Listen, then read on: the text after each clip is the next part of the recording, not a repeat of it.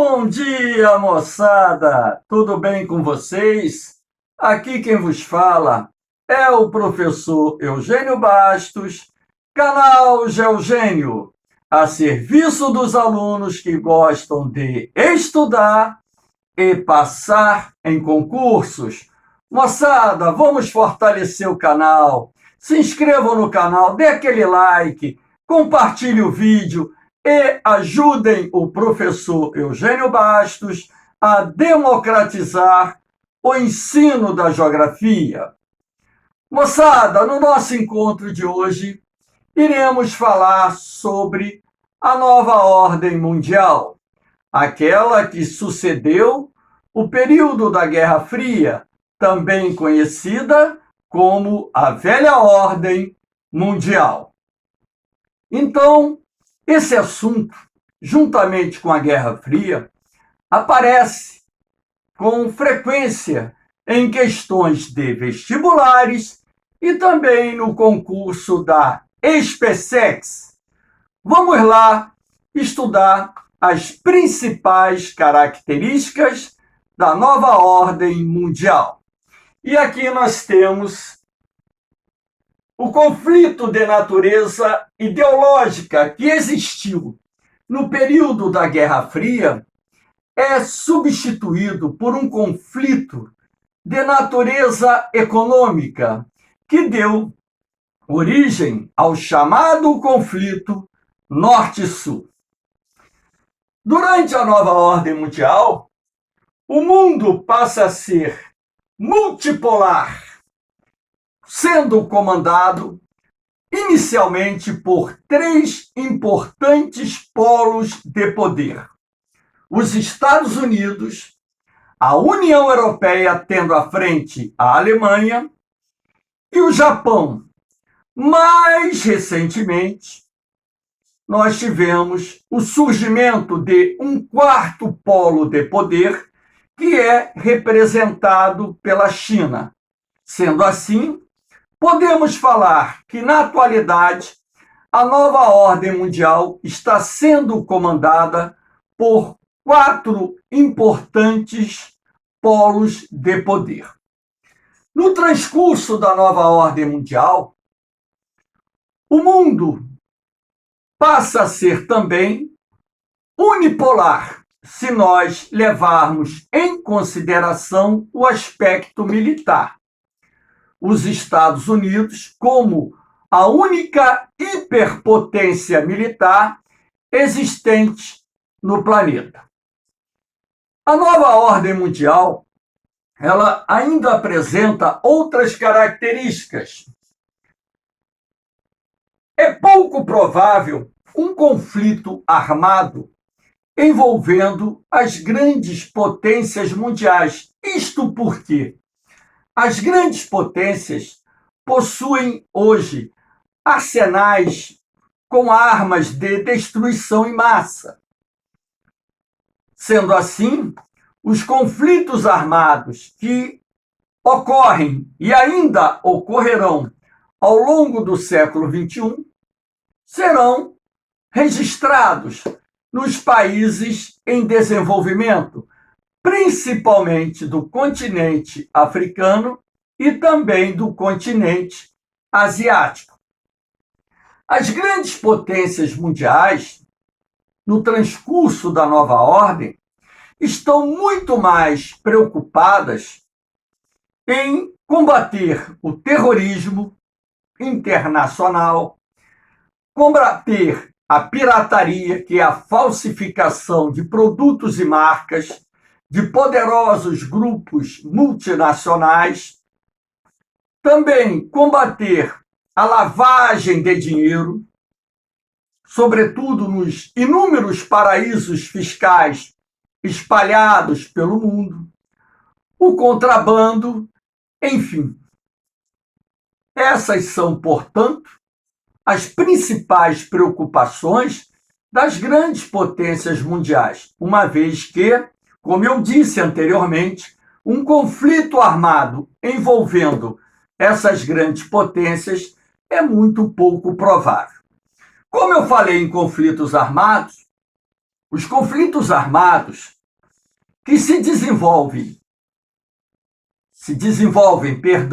e ainda irão se desenvolver nos países em desenvolvimento, estarão voltados e estão também voltados às questões como, por exemplo, territoriais, questões religiosas, questões étnicas, disputas por interesses econômicos, ou seja, recursos econômicos, e até mesmo disputas envolvendo o controle dos recursos hídricos. Estas são, portanto, as principais causas que alimentam as guerras que ocorrem em países da África, em algumas nações do sul da Ásia, enfim. Aqui nós temos o conflito Norte-Sul. Em azul estão sendo representados aqui o mundo desenvolvido, em azul. Apesar de muitos afirmarem que a Rússia e inúmeros países da Europa Oriental não fazem parte desse grupo. Porém, é uma visão que a gente tem que respeitar de cientistas, estudiosos do assunto. E em vermelho aparecem aí os países em desenvolvimento. Então, esse conflito Norte-Sul, na verdade, é um conflito de interesses que envolve os países desenvolvidos e os países em desenvolvimento. É um conflito de interesse econômico, uma vez que os países desenvolvidos têm interesses comuns entre si e os países em desenvolvimento também têm os seus interesses. Aqui nós temos um mapa que melhor divide o que nós chamamos de conflito Norte-Sul, essa linha vermelha separando os países desenvolvidos dos países em desenvolvimento. Portanto, esse conflito Norte-Sul ele não envolve, né, o hemisfério norte e o hemisfério sul, uma vez que essa linha é aleatória e, na verdade, ela vai separar um conjunto de países classificados como desenvolvidos de um conjunto de países classificados como em desenvolvimento. E aqui nós temos uma síntese do que é esse conflito Norte-Sul. Conflito de natureza econômica travado entre os países desenvolvidos e os países subdesenvolvidos ou em desenvolvimento, como queiram chamar esse grupo de países. Os países desenvolvidos acusam os países subdesenvolvidos de não combaterem a pirataria, a falsificação de produtos e marcas. Isso causa prejuízos de bilhões de dólares às empresas sediadas nos países desenvolvidos. Contrabando, narcotráfico de forma convincente, ou seja, de forma a coibir essas práticas criminosas que são comuns, não só nos países em desenvolvimento, essas práticas são comuns também nos países desenvolvidos. Os países subdesenvolvidos acusam os países desenvolvidos de adotarem práticas protecionistas que causam prejuízos de bilhões de dólares às suas exportações, principalmente no que diz respeito à política de subsídios agrícolas, que anualmente causa prejuízos de mais de 100 de bilhões de dólares às exportações dos países em desenvolvimento para os países desenvolvidos. Então, o mundo ele vive de acordo com os interesses econômicos de cada grupo de países. Os países em desenvolvimento acusam os países desenvolvidos de serem os principais responsáveis pelo efeito estufa, a potencialização do efeito estufa, da poluição atmosférica, da degradação dos recursos naturais. E os países desenvolvidos também acusam os países em desenvolvimento de não protegerem suas florestas, de também contribuírem para a degradação do meio ambiente. Sendo assim, esse conflito Norte-Sul, na verdade, ele envolve não só interesses econômicos, mas questões nas mais diferentes áreas, sendo, portanto, um conflito que não parte para a questão armada, e sim, principalmente, para as disputas econômicas travadas entre os dois grandes conjuntos de países. Aqui nós temos a guerra contra o terror, que, aliás, é a principal bandeira de luta dos países desenvolvidos desde o início da década de 2000, quando, então, no dia 11 de setembro de 2001, os Estados Unidos sofreram o pior ataque terrorista em seu território.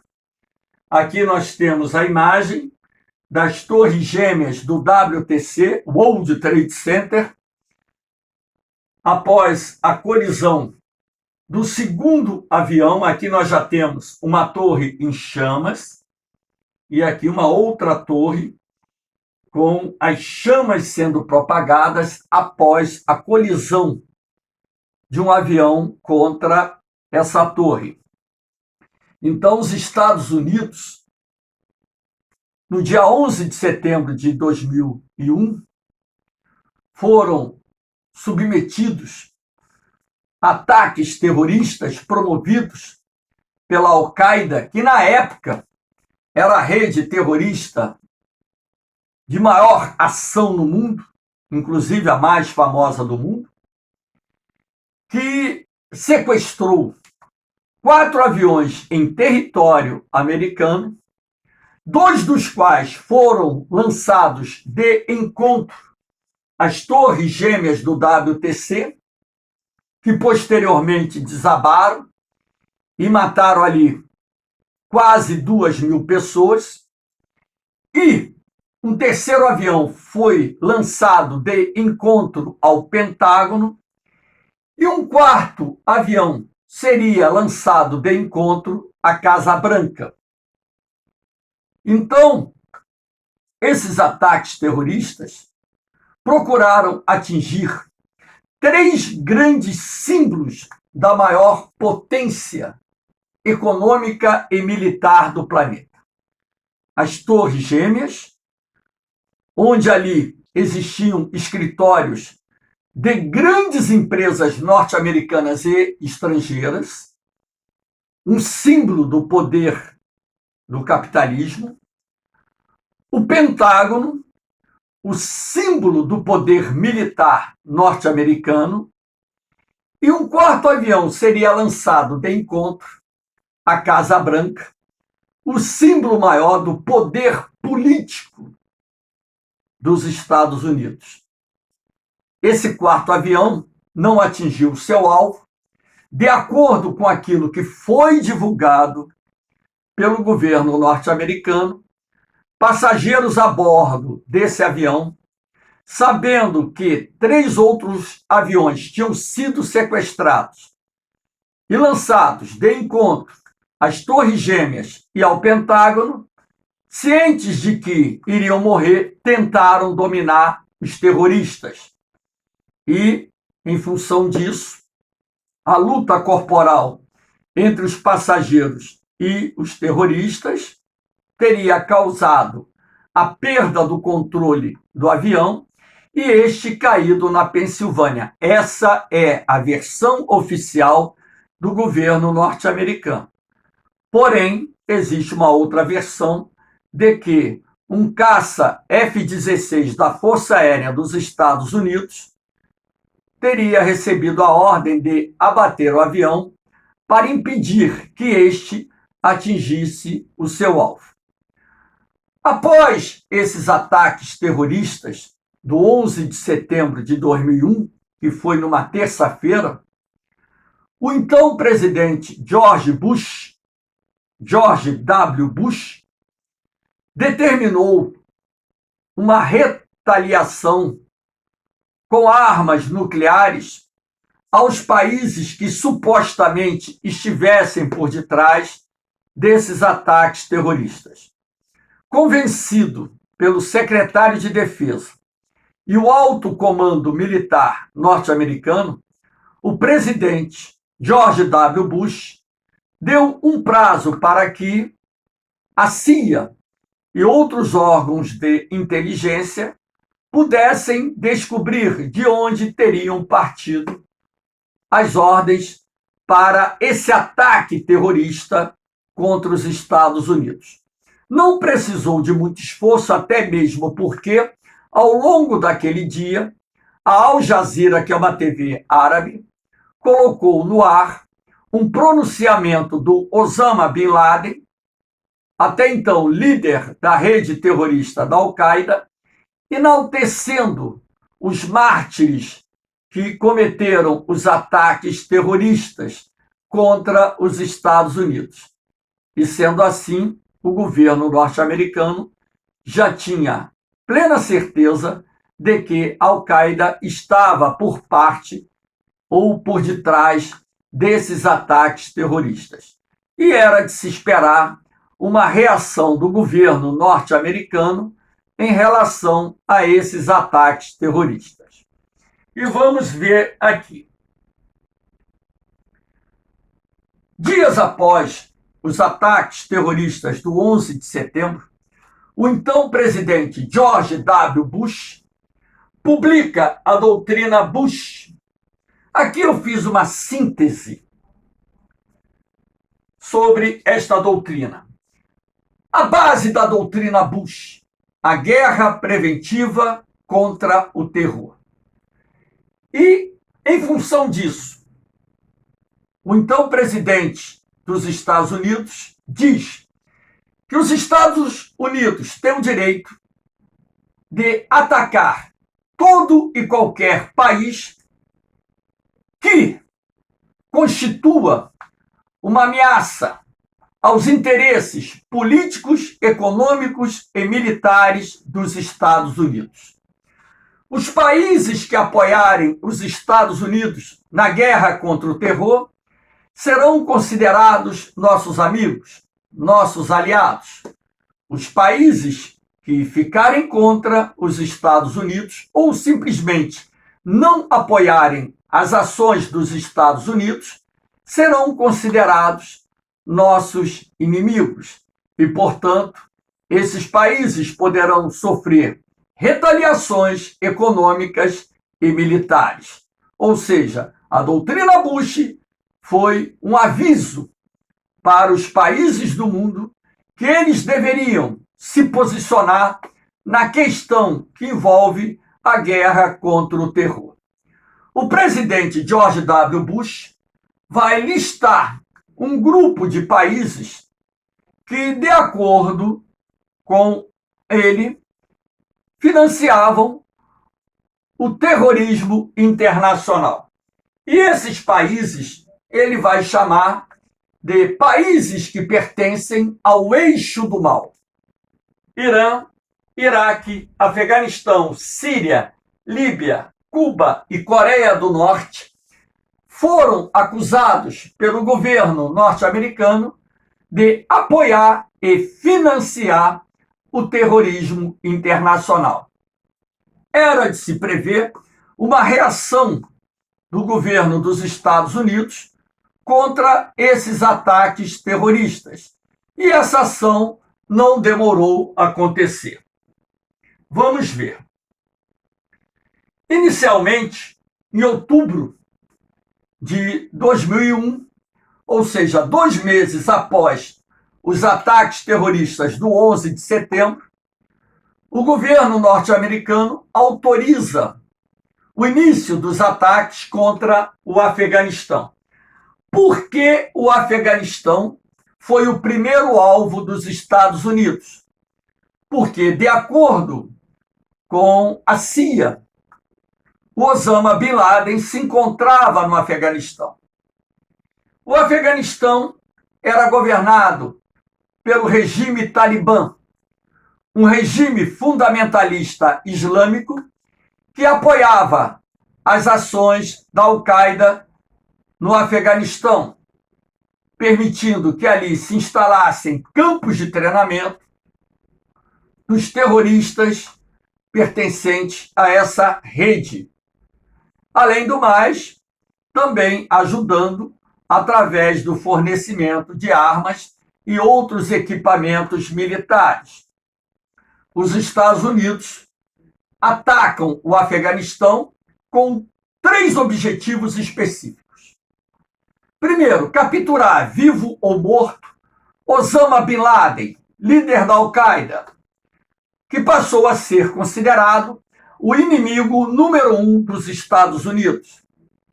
Segundo objetivo, destruir os campos de treinamento dessa rede terrorista. Terceiro objetivo, destituir o regime Talibã, implantando a democracia no Afeganistão. Em poucas semanas de conflito, os Estados Unidos derrotaram os talibãs e o Afeganistão passa por um governo provisório até que eleições democráticas possam ser realizadas no país. Mas, para que vocês tenham ideia, esse ano vai completar 20 anos das ações dos Estados Unidos e também de tropas da OTAN no Afeganistão. Os Estados Unidos, apesar de terem retirado boa parte dos seus efetivos militares no Afeganistão nos últimos anos, ainda mantém uma força dentro do território afegão, até mesmo porque o regime talibã não foi totalmente destruído, ainda existem ações desse grupo fundamentalista islâmico, que inclusive é acusado de cometer atentados no território afegão, não só contra os americanos e outros membros da OTAN, assim como contra o governo afegão. Aqui nós temos a invasão do Iraque em 2003. O então presidente dos Estados Unidos, George W. Bush, determina a invasão do Iraque no que ficou conhecido como a Segunda Guerra do Golfo. De acordo com o presidente Bush, o regime do então presidente Saddam Hussein estava descumprindo as resoluções da ONU que determinavam a proibição do Iraque de produzir armas de destruição em massa. De acordo com o governo norte-americano, o Iraque continuava desenvolvendo armas químicas e biológicas, descumprindo as resoluções da ONU. Que fique bem claro, a ONU não deu o aval para os Estados Unidos formarem uma coalizão internacional para invadir o Iraque. Mas o presidente George W. Bush disse na época que os Estados Unidos não precisavam do aval da ONU para defender os seus interesses políticos, econômicos e militares. Queria invadir o Iraque com ou sem a autorização da ONU. E, de fato, os Estados Unidos, apoiados por alguns países, como, por exemplo, a Inglaterra, países árabes e por aí vai, invadiram o Iraque em 2003 e capturaram o Saddam Hussein. Essa imagem foi coletada no momento em que o presidente do Iraque, o ditador Saddam Hussein, foi capturado num buraco pelo exército norte-americano. Saddam Hussein foi posteriormente julgado e condenado por um tribunal iraquiano à morte por enforcamento. Muitos dizem que os Estados Unidos invadiram o Iraque por causa do petróleo. Eu sou opositor, eu pessoalmente sou opositor a esta ideia. Porque o petróleo é uma commodity que você compra abertamente no mercado internacional. Então você não iria gastar, por exemplo, US$ 1 trilhão numa guerra, num país que tem um déficit público enorme como os Estados Unidos, uma dívida pública estratosférica que hoje equivale praticamente ao produto interno bruto do país, para obter o petróleo. Aí os alunos me perguntam, quando eu digo isso em sala de aula, professor, então, o que levou o governo norte-americano a invadir o Iraque? Além, é claro, de destituir o Saddam Hussein, tem um outro objetivo aqui, ó. Primeiro, ele invadiu o Afeganistão. Está aqui. Aqui do lado do Afeganistão está o Irã, nesse pedacinho. O Iraque também faz fronteira com o Irã.